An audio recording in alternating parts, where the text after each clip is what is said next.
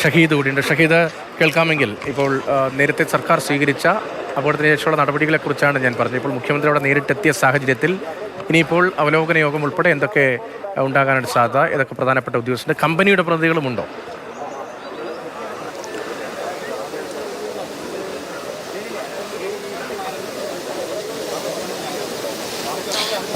രതീഷ്, ഏറ്റവും പ്രധാനമായും 2-3 കാര്യങ്ങളിൽ ഉള്ള തീരുമാനം അല്ലെങ്കിൽ ആ ചർച്ച പ്രധാനമായും അവലോകന യോഗത്തിൽ ഉണ്ടാകും. ഒന്ന്, ഇപ്പോൾ നടക്കുന്ന രക്ഷാപ്രവർത്തനം.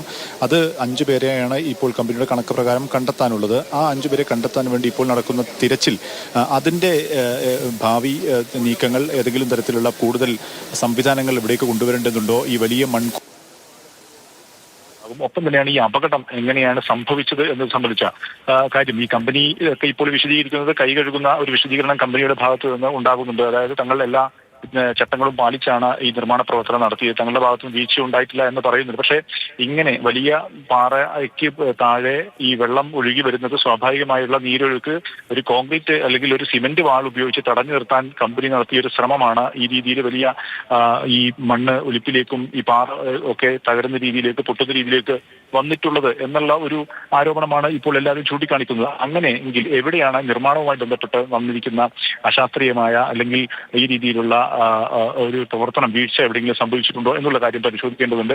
ഒപ്പം തന്നെയാണ് നേരത്തെ സാരംഗ് ചൂണ്ടിക്കാണിച്ചതുപോലെ ഈ പദ്ധതിക്കെതിരെ വലിയ വിമർശനം നേരത്തെ തന്നെ ഉയർന്നതാണ്. ഇങ്ങനെ പ്രജയിലായ പരിസ്ഥിതി ദുർബല പ്രദേശത്ത് ഈ രീതിയിലുള്ള വലിയ തോതിലുള്ള ഒരു പദ്ധതി, ഈ പാറ തുരന്നുള്ള വലിയ പദ്ധതി, അത് ഈ മേഖലയ്ക്ക് സൃഷ്ടിക്കുന്ന ആഘാതം, അത് ഇത്തരം ഈ മണ്ണിടിച്ചിൽ ഉൾപ്പെടെയുള്ള കാര്യങ്ങൾക്ക് വഴിയൊരുക്കുമെന്ന വിമർശനം നേരത്തെ തന്നെ ചൂണ്ടിക്കാണിച്ചതാണ്. ആ മുഖ്യമന്ത്രി പ്രതിപക്ഷ നേതാവായിരുന്ന സമയത്ത് തന്നെ വി ഡി സതീശൻ ഉൾപ്പെടെയുള്ളവർ ഈ കാര്യങ്ങൾ വേണ്ടത്ര രീതിയിലുള്ള പരിസ്ഥിതി ആഘാത പഠനം നടത്തിയിട്ടില്ല എന്ന് അദ്ദേഹം ചൂണ്ടിക്കാണിക്കുകയും ഒക്കെ ചെയ്തിരുന്നു. ഇനി ഈ പദ്ധതിയുടെ ഭാവി എന്തായിരിക്കും? പദ്ധതി ഏത് രീതിയിൽ മുന്നോട്ട് പോകും? നിലവിൽ തൽക്കാലം നിർത്തിവെക്കാനുള്ള ഒരു തീരുമാനം, പദ്ധതി പ്രവർത്തനം നിർത്തിവെക്കാനുള്ള തീരുമാനമുണ്ടെങ്കിൽ കൂടി ഭാവിയിൽ എങ്ങനെയായിരിക്കും ഈ പദ്ധതിയുമായും സർക്കാർ, ഇപ്പോൾ UDF സർക്കാർ മുന്നോട്ട് പോകുക എന്നുള്ള കാര്യം, അത് സർക്കാർ തലത്തിൽ, മന്ത്രിതലത്തിൽ ുള്ള തീരുമാനം, നയപരമായ തീരുമാനം എടുക്കേണ്ട വിഷയമാണ്. പക്ഷേ അതുമായി ബന്ധപ്പെട്ട പ്രാഥമിക ചർച്ചകളും പഠനങ്ങളും ഒക്കെ ഇപ്പോൾ നമുക്ക് ദൃശ്യങ്ങളിൽ കാണുന്നത് വി ഡി സതീശനും മറ്റു മന്ത്രിമാരുമൊക്കെ ഈ മീനാക്ഷിയിൽ അപകട സ്ഥലത്ത് സന്ദർശനം പൂർത്തിയാക്കിയ ശേഷം അവർ മടങ്ങുകയാണ്. ഈ ദുരിതാശ്വാസ ക്യാമ്പിലാണ് പോകുന്നത്. നേപ്പാളി പോളിടെക്നിക് സ്കൂളിലാണ്. ഏകദേശം 90ഓളം കുടുംബങ്ങൾ അവിടെ ഇപ്പോൾ പരിസര പ്രദേശത്തുള്ളവരെ അവിടേക്ക് മാറ്റിയിട്ടുണ്ട്.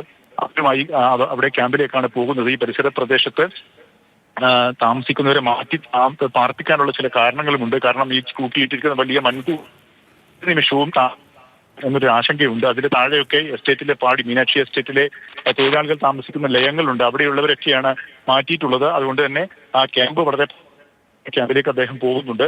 ഞാൻ നേരത്തെ സൂചിപ്പിച്ചതുപോലെ ഈ പഠനം ഉൾപ്പെടെയുള്ള കാര്യങ്ങൾ നടത്തിയത് കഴിഞ്ഞ സർക്കാർ നടത്തിയത് ഏത് തരത്തിലാണ്?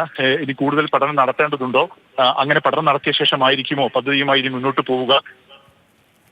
പദ്ധതിയുടെ പ്രവർത്തനം നിർത്തിവെക്കുമോ? തുടങ്ങിയുള്ള പ്രധാനപ്പെട്ട കാര്യങ്ങളിലൊക്കെ തീരുമാനങ്ങൾ എടുക്കേണ്ടതുണ്ട് എന്നുള്ളത് തന്നെയാണ് ഇപ്പോൾ അദ്ദേഹം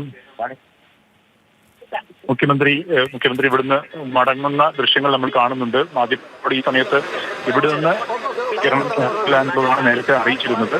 അവലോകന യോഗത്തിന് ശേഷമായിരിക്കും കൂടുതൽ വിശദമായി മാധ്യമങ്ങളോട് കാര്യങ്ങൾ വിശദീകരിക്കാമെന്നാണ് മുഖ്യമന്ത്രിയുമായി ബന്ധപ്പെട്ട കേന്ദ്രങ്ങൾ അറിയിച്ചിരുന്നത്.